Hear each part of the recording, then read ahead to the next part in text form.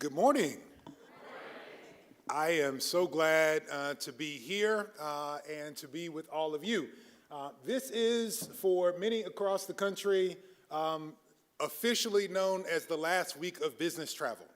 Like next week, everybody turns into a pumpkin for a couple of weeks, and then we reemerge around King Day. And so I'm looking forward to this week, in this stop in this week. I'm between Columbus and Tennessee before I get back home, but I'm excited to be a part of this gathering. And I'm glad to be, in many ways, back home. I began my career with the United Way, so coming back into this building and being thoughtful about the things that the United Way of Greater Atlanta has done to guide and to lead and to shift that movement of collective treasure in the country is a great touch point.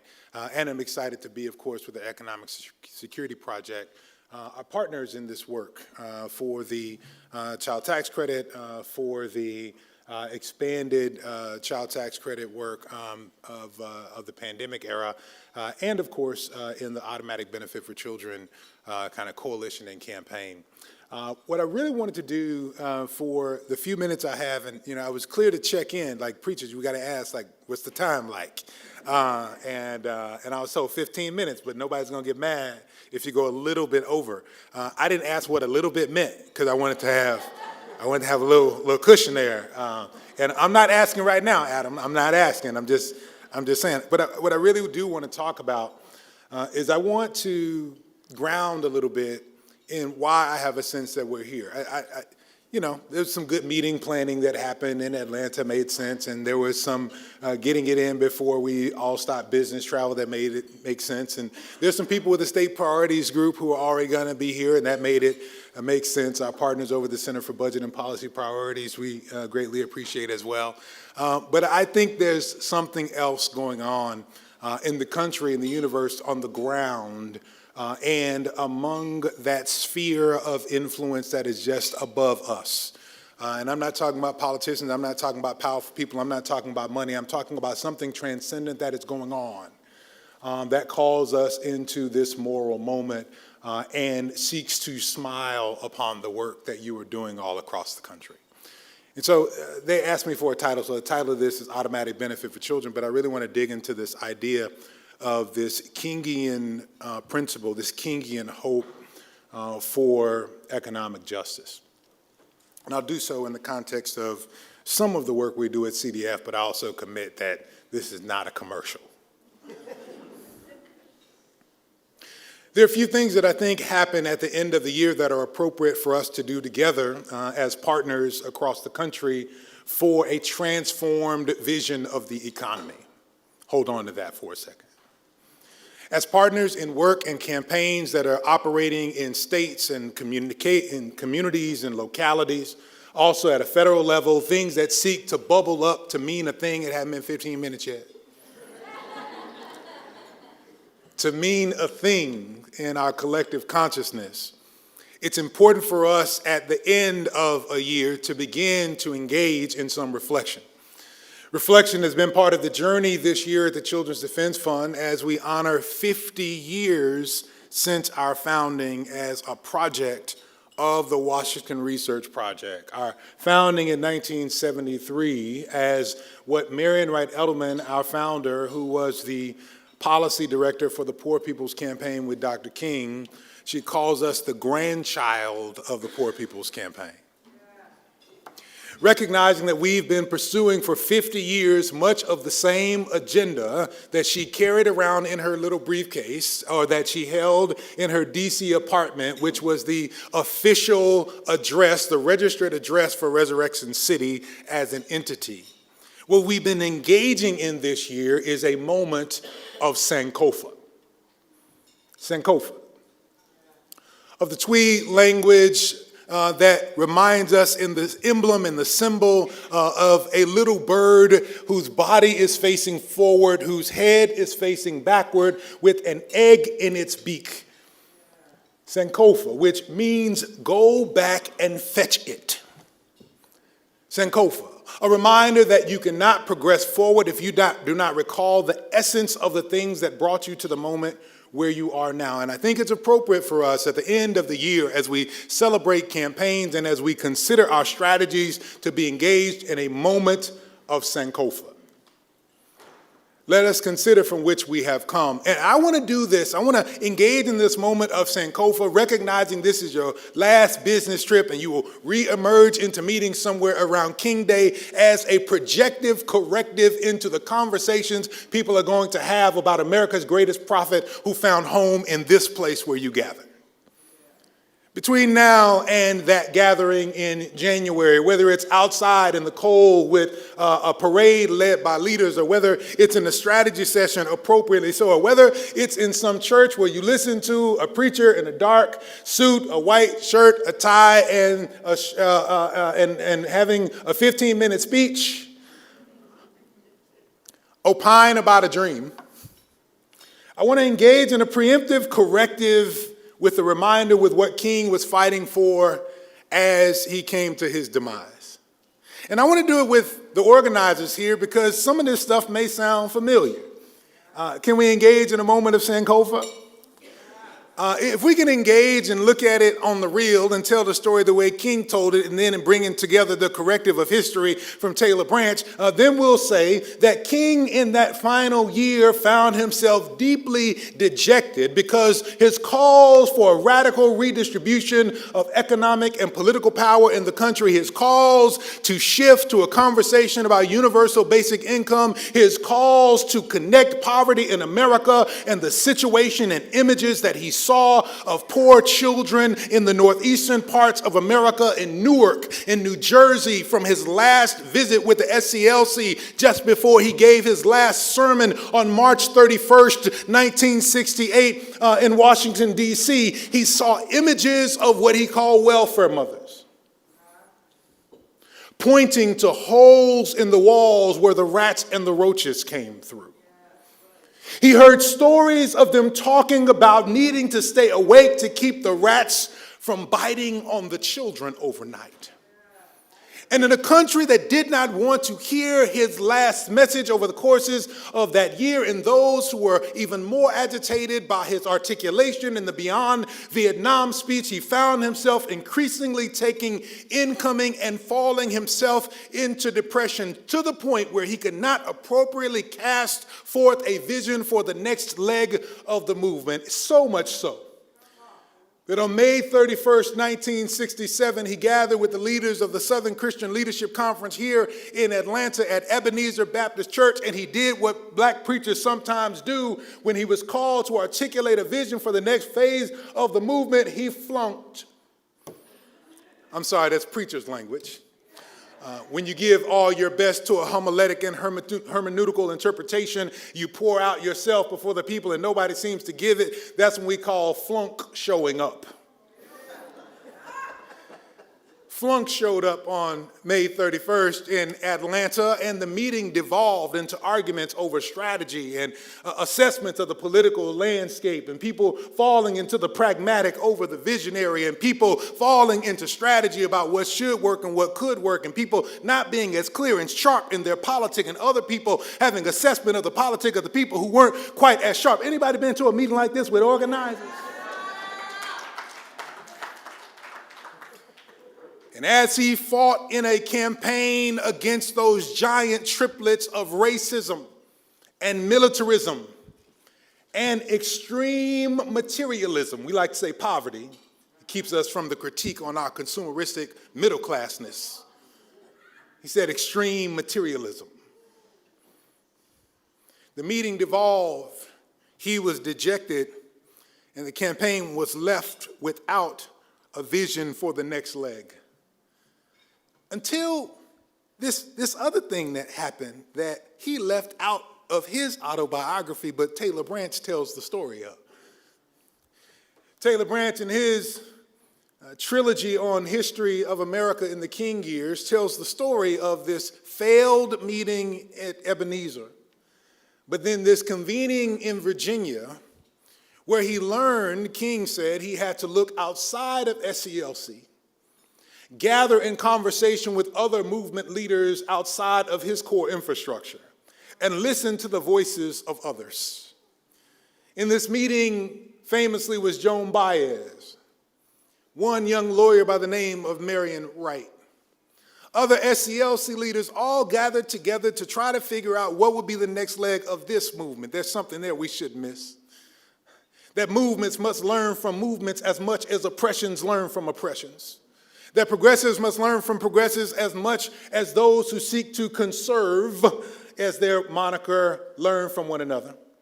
And that inasmuch as there is something for us to add value to in the moments of our policy campaigns, there is much that we have to learn from others who don't look like or sound like us. I can't remember the full list of the people who were in that meeting, but I'm sure that the gentleman who has the street, I walked here down Andrew Young International Boulevard. I'm sure Andy Young was in the meeting, but somehow I can only ever, when I remember this, remember the names of those women. Joan Baez and Marion Wright. I remember the names of those women because when I think about that meeting that devolved into arguments in the life of the church, I think about black preachers with dark suits on, and I can only see in that meeting men. There's something about this. Out of that meeting, listening to other voices from other places, maybe it is the clarity for this moment, this last leg of the movement came forth from the voices of these women. Taylor Branch suggested that it was Marion Wright who articulated a proposal for a mobilization and dramatization to bring the poor of the nation to Washington, D.C. in Resurrection City. And that King, and I quote Taylor Branch here, quote, received the proposal as an answered prayer. There was something about listening to women from just outside the core of the organization. Something about listening to voices that had been marginalized in that moment in 1967. Something about listening to those who would not normally get the mic that created clarity for the next leg of the movement. I want to offer Ms. Rose that what you have said this morning is exactly what we ought to go back and get from that Sankofa moment. We ought to consider that those who are actually marginalized. When I say marginalized, I mean a certain thing I should articulate, I should define. I pastored for 10 years in St. Louis, Missouri, in a tough neighborhood, a neighborhood that had been left by the German immigrants who established it and then left by the middle-class black people who moved into it in the 1960s, so that the only people who were left were the family members of the middle-class black people who could afford to move out to the St. Louis County, and they were, that one family member who hadn't quite made it on their own, so they move into Big Mama's house when everybody else has bought their own house. That's who lived around my church. That's who lived around the church, and the people who lived at the church on the parsonage steps were the people who did not have housing, including one brother who lived there because he had a military background. He had worked in the war. He didn't care about living outside, and he had gotten tired of the rules from his family member, his sister, who lived in the family house, who was a member of my church, so he just lived outside, mostly on the parsonage steps. And what I learned was that those of us who can make an appointment and keep it are middle class on the world stage. Those who are acted upon by the vicissitudes and challenges of life, who say to you on Thursday, Pastor, I'll be there on Sunday, and really mean it when they say it, but they end up locked up on Saturday night for being in a place when they had no other place to be. I'm talking about those people. Listening to those folk as we talk about actually those who need cash, not those for whom it'll be a little better if they had some, but those who absolutely need it because they are engaged in less than daily subsistence. Centering those folks gets us to a certain kind of clarity. And that marginalized voice in this Sankofa moment articulated what the next leg of the movement would be. And I want to offer that that's part of our unfinished work as well. I'm not original in this. It is my dear friend, Dr. Carrie Day from Princeton Theological Seminary, who suggested that the unfinished work of the civil rights movement is the economic liberation of the black women who hold up much of the black community, and definitely its black church. So it's no surprise to me to consider that clarity for King's last leg of the movement came from one of those marginalized voices, if I consider a moment of Sankofa. And I consider that moment of Sankofa to project forward toward what I believe we need right now, which is a movement for mobility. The moment of Sankofa finds us in a moment where we also look at the landscape in the country and we see and we can say that in the 1940s, it was the case that 90% of Americans did better than their parents. And some of you, any Gen Xers in the room? Come on, stand in solidarity with your boy. We are a confused generation of people. One young organizer in the Ferguson Uprising told me about myself. She said, now look, you're not old enough to be an elder, and you're too old to be one of us. That is the Gen X generation. And we, Gen X, were raised on this thing. It was part of our life and legacy about economic mobility in America. It's part of the what has been tied up in the narrative of the American dream, the myth thereof, that if you work hard, get an education, deferred gratification, you can do better than your parents. And the Opportunity Insights team, led by those like Ross Chetty at Harvard University, suggests to us that in the 1940s, it was the case that 90% of Americans could do just that. But for the millennials who gathered around the body of Michael Brown Jr. in Ferguson 10 years ago, they are the most educated generation of American citizens, and because of the fissures, the fractures, the accumulation of wealth among the few, and the economic disequilibrium that we have allowed by stripping power from unions and by dejecting those who sought to organize for dignity in their workplace, because of the changes we have allowed on the landscape, they will not do as well as their parents. Today, those who have entered the workforce from the millennial generation, there will only be 50% of them who do better than their parents when there were 90% 2 generations ago. And so the lie of deferred gratification, the lie of hard work, the lie that your education would do anything but ensnare you in a tangle of debt if you are black or brown.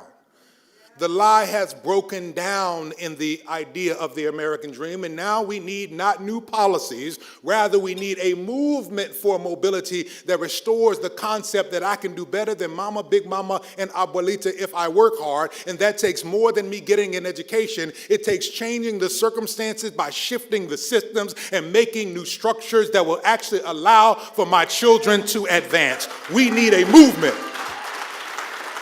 for mobility in this country. The movement for mobility includes the work that you are doing in states to show people the art of the possible, to give people a new and creative idea about what can be, but also to reclaim, to restore. Actually, we have to resurrect for the very first time the idea of America that never was America to me. This movement will deliver on the promise for children that they can do better. And it has to start with what King, again, I'm trying to reclaim some history here, what King was really trying to talk about 60 years ago as the speaker assigned to address economic justice in that March on Washington that many of us celebrated this summer. He was assigned to talk about that bounced check. He was assigned to consider ways in which we might mobilize in order to make sure that our children did better than us. And people got his dream tied up in the idea of the American dream, and both of them have broken down such that when we pay attention to his rhetoric in that last year, he said from the sanctuary at Ebenezer that it had turned into a nightmare. And we began to conjure something better. We also trace, last 5 minutes, we also trace that what came up for him when he talked about something better was the images of poor children in India and Africa.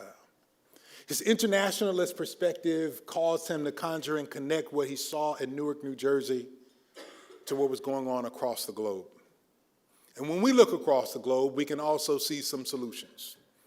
We can see that in every English-speaking industrialized nation across the face of the globe, there is a permanent child or family allowance that delivers on the rhetorical commitment that our children are our treasure and our greatest promise, and so we will invest in them.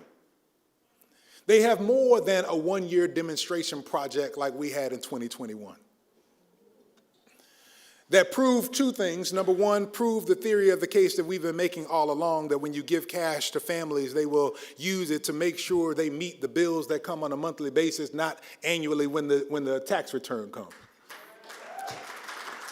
They will use it in order to make sure children have access to out-of-school programs that are no longer free in public schools.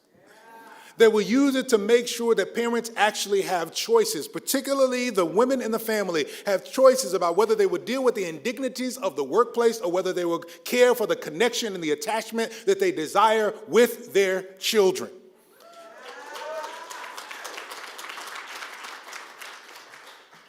We proved the case that we've been making when people kept telling us to go prove it. But we also proved the moral bankruptcy of a political system that will have us prove the case with all the evidence from the Center for the Study of Social Policy and everyone else across this country, and yet still not have the moral courage to sustain what we have proven and is delivering for children and families. And so we need more than these political systems and even the politicians, and you can have all of them. What I'd rather choose is the image.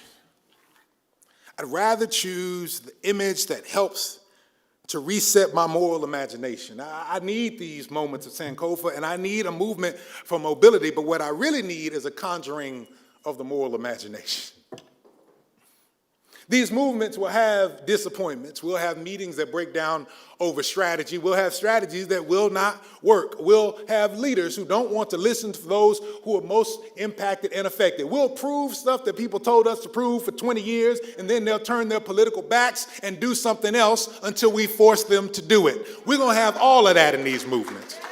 And so in order to sustain it for another generation, we actually need to conjure more moral imagination. You do understand that the campaigns you have won swimmingly over the course of the last 18 months in different states across the country were not actually about the politicians that you were pressuring. You know that, right? You do understand that those campaigns were not about proving anything to those legislatures or to those executives who didn't want the thing in the first place, right? You do understand, can I push it? You do understand that it's not even about the children and the families who got the benefit or who are preparing to get the benefit that you have won. It's actually about demonstrating the thing, the art of the possible, the thing that is not yet in America, but already in our hearts and our minds. It is about creating the space for young people who, when they are seen, when they are safe, and when they are secure, show us the picture of child well-being. I've been working on this thing all my career. What I've been trying to get at is how we could offer to people, not child advocacy, how we could ensure for people, not child welfare, but this thing that is also late in the American imagination, the concept of child well-being. What are you talking about? We like to talk about stopping bad things from happening to children. We want to end child poverty. Not enough. We like to talk about making sure that children are safe. We want to end child abuse and neglect. Not enough. You do understand we can end child poverty today. We can end child abuse and neglect, and young people still wouldn't flourish, wouldn't thrive, and wouldn't be well. You do understand that, right? And so we need a positive picture of a future that is already in our hearts and minds, but not yet in our homes. And so I've been studying this thing, and there's this brother by the name of Ramesh Raghavan. Ramesh Raghavan is at New York University. He's at the Silver School of Social Work. Ramesh worked in St. Louis for a while at the Brown School of Social Work, and we got close, and I started learning. I started cheating off Ramesh's paper. And Ramesh has done some work about moving toward a theory of child well-being. He talks about how in America we have this negative deficit frame around children that we actually don't think about flourishing, but there are those across the nation, across the globe who actually do this. And so he talks about this fourfold definition of child well-being. Child well-being is when young people are developing as those their age and stage should. That they are progressing toward becoming productive adults, that they're able to enjoy childhood as a stage in and of itself. Fancy that. Childhood is more than a staging ground for adulthood, but they are whole human souls who actually ought to flourish in and of their own. But then there's the last part. The last part is it's the community's responsibility to create the conditions for young people to thrive. That's the social work definition of child well-being. I've been working toward it my whole life. Ramesh Raghavan taught me that when I cheated off his paper at the Brown School of Social Work and Washington University in St. Louis. But he couldn't teach me what my daughter Amber Ella Marie taught me. He taught me the sociological definition of child well-being. She showed me what it looked like. Because my 8-year-old daughter, when we're watching, like my family was last night, watching Celebrity Jeopardy, my wife is the Celebrity Jeopardy champion of the world. My 15-year-old son is the Jeopardy champion of our house. And while we're paying attention to Jeopardy, Amber Ella Marie Wilson takes up space in the corner of the living room, and she sings and she dances and she makes up stories. Because something's happening in that house, even with all of the challenges that our house represents, because it is solidly middle class, and because she doesn't understand the realities of the challenges outside for her. She doesn't fully understand what daddy is up to with his job. She knows that he does something with Freedom Schools, and she gets to go to Freedom School a couple of times a week. But she, in that house, knows that she is seen, she is safe, and she is secure. And when children are seen, and they are safe, and they are secure, they sing and dance like nobody's watching. This is the picture that we want for our country. This is the moral imagination and vision we want to conjure. This is why we need a movement for mobility. This is why we need moments of Sankofa to keep us in the fight so that our children can sing and dance like nobody's watching. This is the work that you'll do today, and even if the meeting breaks down, I don't care. Keep on going. Even if you have a moment of tension in your gathering, it doesn't matter. Keep on going. If you need a chance to refocus because things have fallen down and somebody doesn't want to take your meeting, think about Amber Ella Marie Wilson, or the child that makes you thrive and makes you smile, and think about what it's going to take and what you could do, and going another further to make sure that they can sing and dance like nobody's watching. This is the America that we're working for. This is what this movement is about. Give them cash and give them care so they can sing and dance like nobody's watching.